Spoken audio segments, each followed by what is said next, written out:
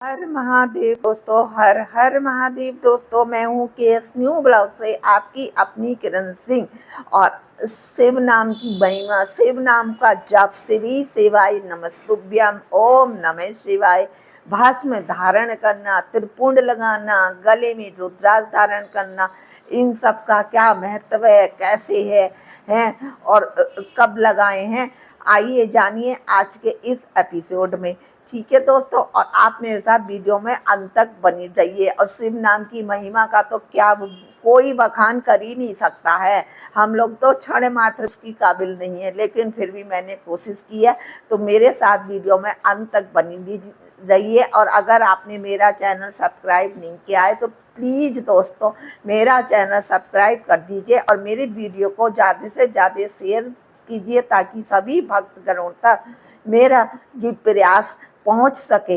हर हर महादेव, हर हर महादेव। भोलेनाथ सबके साथ शिव नाम की महिमा की गुण गाती हुए आइए शिव पुराण में हम लोग प्रवेश करते हैं।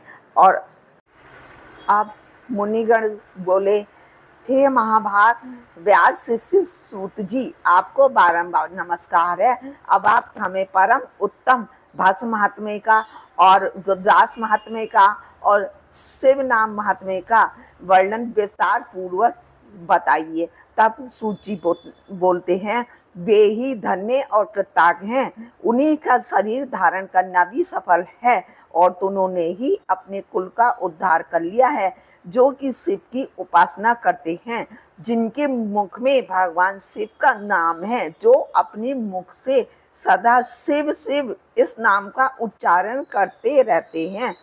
पाप उसी तरह उन्हें स्पर्श भी नहीं करते हैं।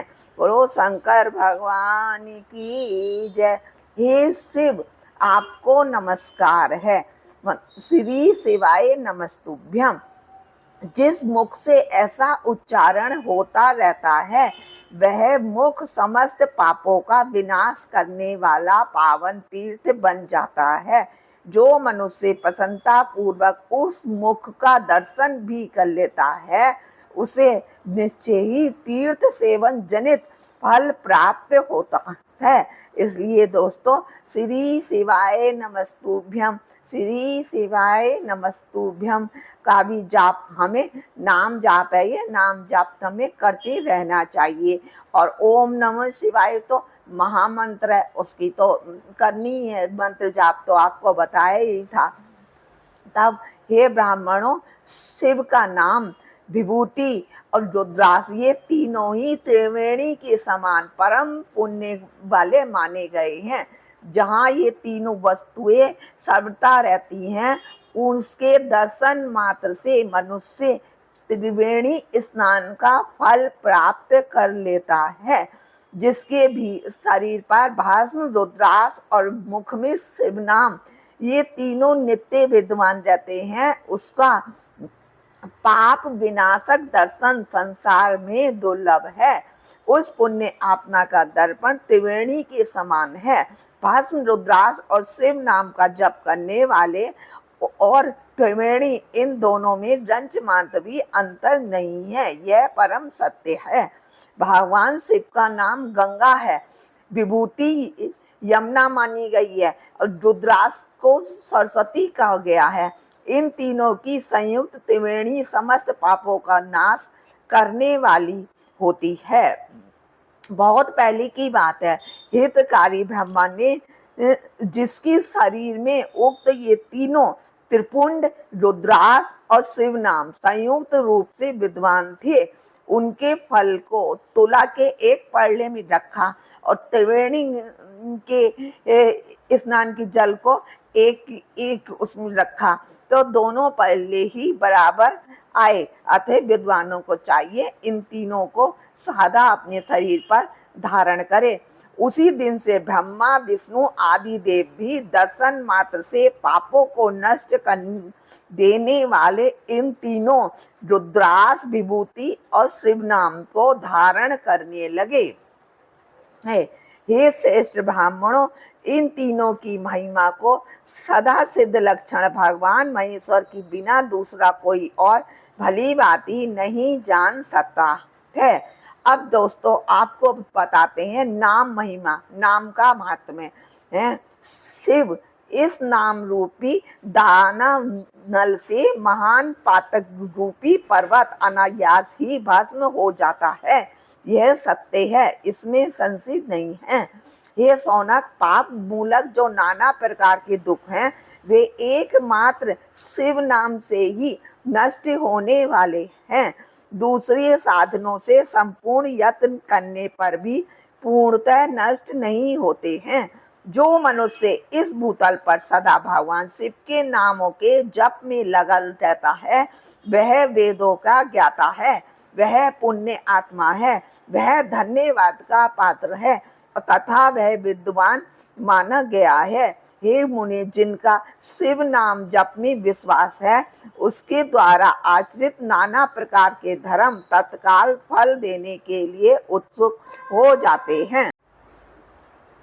हे महर्षि, भगवान शिव के नाम से जितने पाप नष्ट होते हैं उतने पाप तो मनुष्य पूरे जीवन भर कर भी नहीं पाता है। इतने पाप नष्ट होते केवल एक शिव नाम का जप करने में। शिव नाम का जप हम कहीं भी सोते बैठते उठते जागते सफर में हैं और कहीं भी ऑफिस में कहीं भी हो, मुख में शिव नाम का जप। नाम जप तो इतना भारी बताया गया है, नाम जप से अच्छे अच्छे लोग तर जाते हैं। जो शिव नाम रूपी नौका पर आरूढ़ होकर संसार समुद्र को पार करते हैं उनके जन्म मरण रूप संसार की मूलभूत से सारे पाप निश्चय ही नष्ट हो जाते हैं। जिन महात्माओं के मन में शिव नाम के प्रति बड़ी भारी भक्ति है ऐसे लोगों की तो सहर्षा और सर्वथा मुक्ति ही होती है।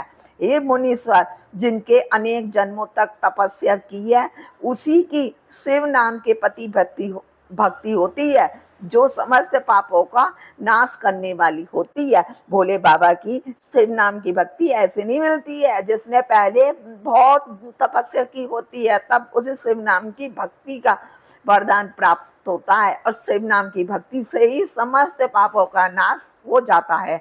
जिसके मन में भगवान शिव के नाम के प्रति कभी खंडित न होने वाली अविरल भक्ति प्रकट हुई है उसी के लिए मोक्ष सुलभ है, यह मेरा मत है।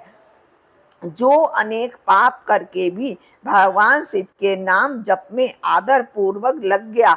अब हम लोग तो मनुष्य हैं, पाप साफ करती रहती हैं, जो हुआ सो हुआ उसे भूल जाओ।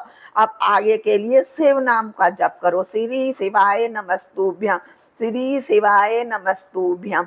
और मंत्र का तो जाप आपको पता है, ओम नमः शिवाय है, नमः शिवाय ओम है, सब बता रखा है। वह समस्त पापों से मुक्त हो जाता है, इसमें जरा भी संशय नहीं है। हे सौनक, जिसके अंग में नित्य भस्म लगाने से पवित्र हो गए हैं और जो सदा शिव का नाम जपता है और जो गले में रुद्राक्ष धारण करता है वह घोर संसार सागर को भी पार कर लेता है। संपूर्ण वेदों का अवलोकन करके पूर्ववर्ती महर्षियों ने यही निश्चित किया है कि भगवान शिव के नाम का जप संसार सागर को पार करने के लिए सर्वोत्तम उपाय है। हे मुनीश्वरों, अधिक कहने से क्या लाभ। मैं शिव नाम के सर्व पापहारी महात्म का वर्णन एक ही श्लोक में कर देता हूँ। भगवान शंकर के एक नाम में भी पाप हरण की जितनी शक्ति है उतना पातक मनुष्य कभी कर ही नहीं सकता है। हे पुणे, पूर्व काल में महापापी राजा इंद्रधुम्न ने शिव नाम के प्रभाव से ही उत्तम सद्गति प्राप्त की थी। इस तरह कोई भी ब्राह्मणी युक्ति भी है, चाहे वो पुरुष हो, युक्ति हो, बच्चा हो, ब्राह्मण हो, वैश्य हो, शूद्र हो, क्षत्रिय हो, बुरे से बुरा पापी भी हो, जो सब अपने पाप कर्म छोड़ के शिव नाम के में रम जाता है वह शिव नाम के प्रभाव से ही उत्तम गति को प्राप्त करता है। अतः इस अध्याय 23वें अध्याय में शिव नाम के महत्व के बारे में मैंने आप सबको बताया। अब आगे कल के अध्याय में मैं आपको भस्म महत्व के बारे में बताऊंगी। अभी के लिए इतना ही। इस प्रकार श्री शिव पुराणे प्रथम बिंदुएश्वर संहिता के साध्य साधन खंड में शिव महत्तम वर्णन नामक 23वें अध्याय पूर्ण हुआ। दोस्तों, मेरी वीडियो अंत तक देखने के लिए बहुत बहुत धन्यवाद। आप लोग भी धन्यवाद के पात्र हैं, क्योंकि आप लोगों की वजह से ही मैं यह शिव पुराण का मेरे को वो मिला है, मैं मतलब संक्षिप्त वर्णन कर पा रही हूँ। मेरा एक ही उद्देश्य है, अगर मेरे बोलने के माध्यम से, मेरे माध्यम से किसी 5 लोगों के कानों में भी शिव पुराण किया पाठ जाता है, शिव नाम की महिमा जाती है, तो मेरा जीवन सफल है। मेरे को किसी से पैसे वैसे कुछ नहीं कमानी है इससे। मैंने सिर्फ इसी उद्देश्य से, ताकि इस समस्त संसार में, इस भारत में मेरे माध्यम से 2-4 लोग भी शिव नाम में लग जाएं, तो वहीं मैं धन्य हो जाती हूँ। बहुत बहुत धन्यवाद है। और अगर आपने मेरा चैनल सब्सक्राइब नहीं किया है तो प्लीज़ सब्सक्राइब कर दीजिए। हर हर महादेव। भोलेनाथ सबके साथ।